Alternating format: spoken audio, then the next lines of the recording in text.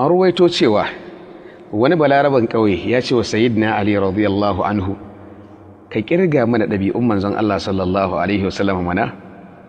Sai sayyidina Ali Allah ya ƙara masa yadda ya ce da shi, shin ka iya lissafi, ka iya kirge? Balaraban ya ce kwarai na iya kirge.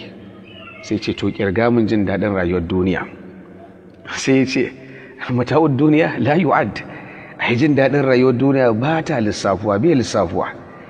Sai ya ce da shi yanzu ka gagara sifanta min jin daɗin rayuwar duniya bayan Allah ta'ala ya ba da shaidar cewa qul mata'ud dunya qalil.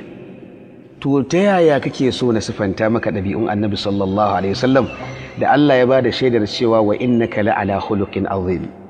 Ya salam. Dan haka ku yawaita salati ga manzon Allah sallallahu alaihi wasallam. Dan uwa, a kaddara cewa mutum zai ta surfa wa manzon Allah sallallahu alaihi wasallam salati gwargwadon numfashinsa, wallahi bai sauke haƙƙin manzon Allah sallallahu alaihi wasallam a kansa ba. Dan haka ku bi shi, ku bi sunnarsa, ku yada ta. wa in tudi'uhu tahtadu wa ma 'ala ar-rasuli illa al-balaghul mubin. Salam.